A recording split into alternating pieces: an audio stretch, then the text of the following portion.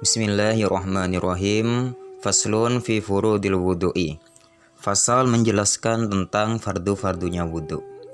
Wa huwa bidammil wawi fil asyhari ismun lil fi'li. Adapun lafadz wudu dengan dibaca dhammah wawunya, menurut kaul yang lebih masyhur adalah nama dari suatu perbuatan.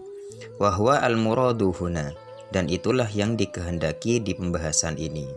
Wa bi fathil wawi ismun lima yutawaddu bihi.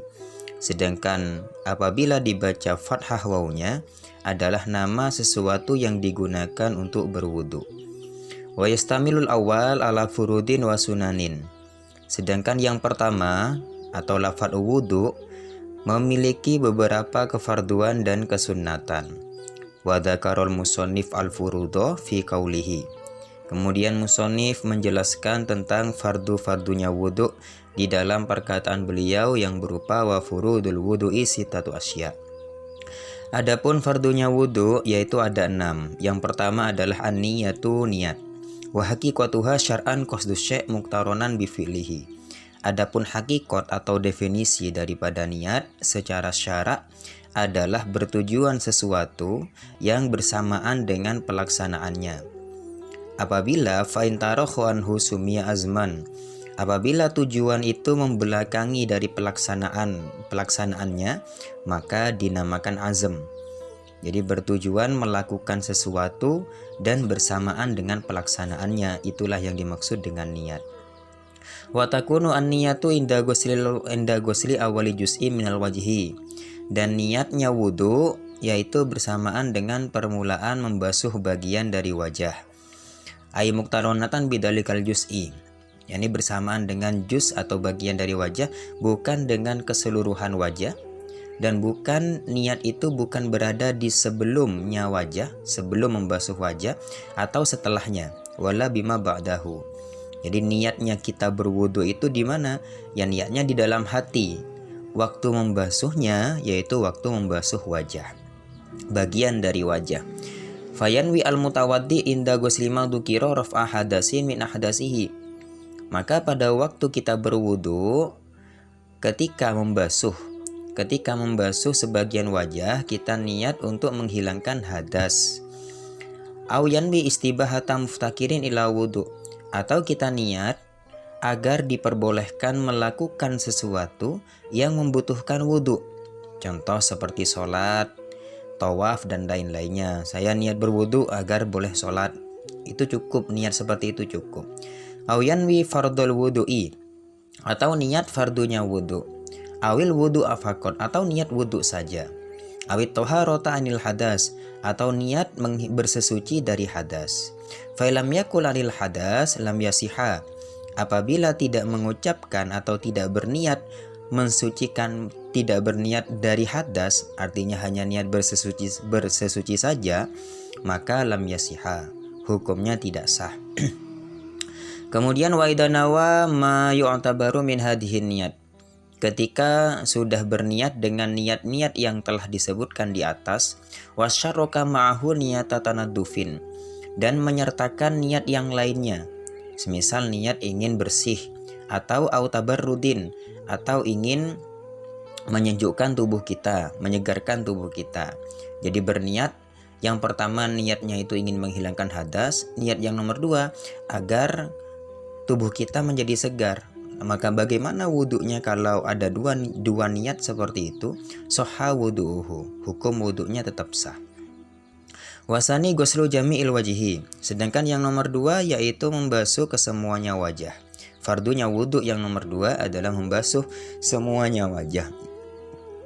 Batasannya wajah dari segi panjangnya yaitu mabaina manabiti sya'ri rosi ghaliban, yaitu mulai dari tumbuhnya rambut kepala secara normal, wa akhirul lahyain, dan akhir dari 2 tulang geraham.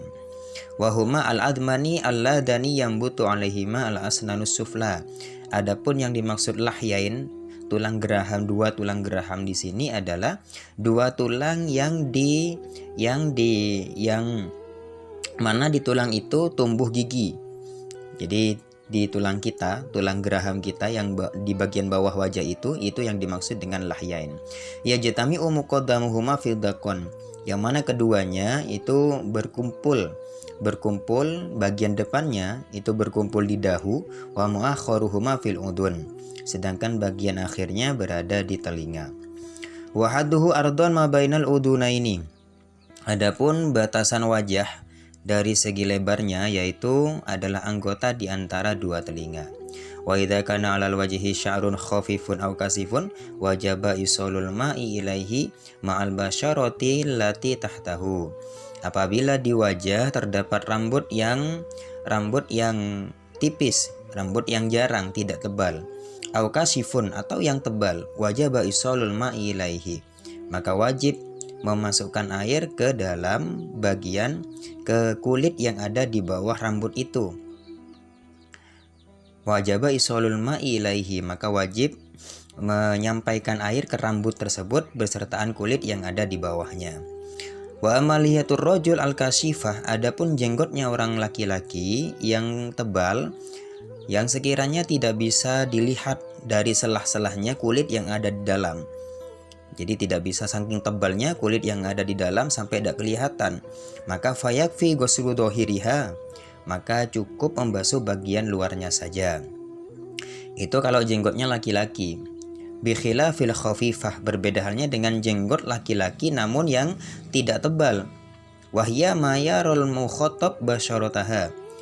Adapun jenggot yang khafifah, yang tipis, itu adalah jenggot yang bisa dilihat kulit dari sela-selanya.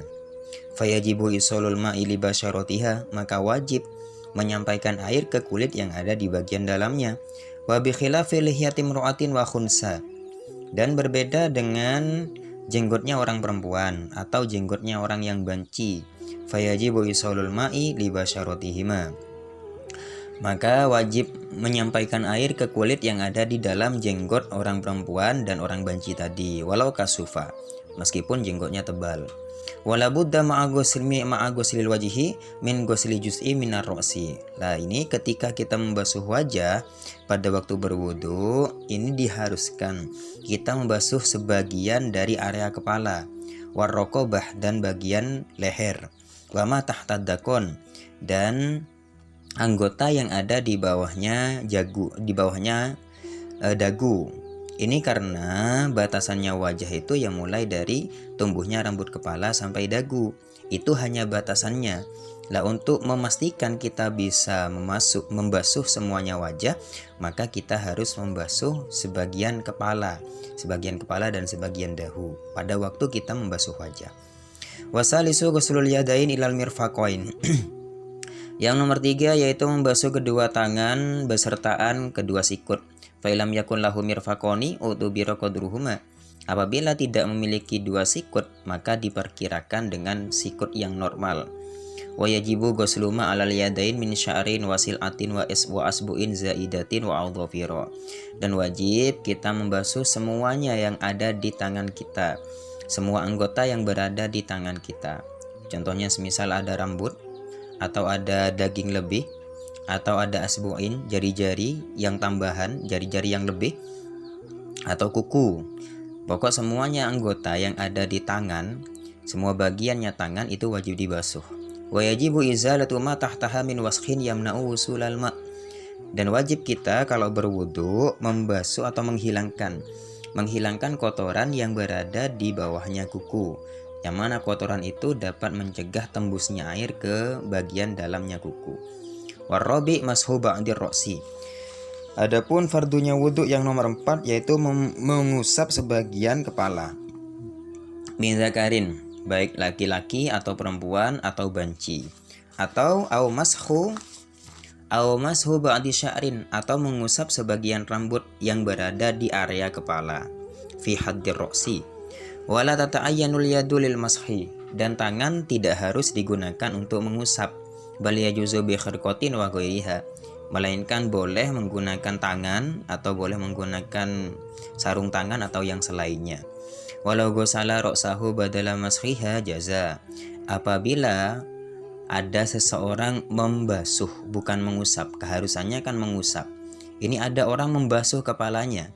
Boleh apa tidak? Jazah. Demikian itu hukumnya tetap boleh.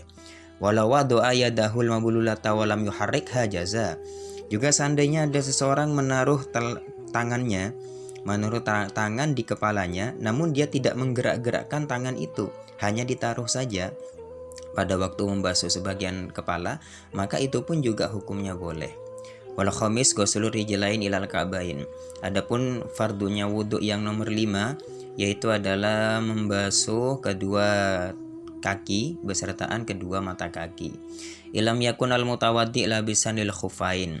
Apabila dia tidak menggunakan khufain, menggunakan dua sepatu.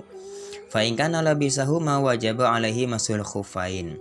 Apabila menggunakan khufain, maka dia wajib mengusap khufainnya.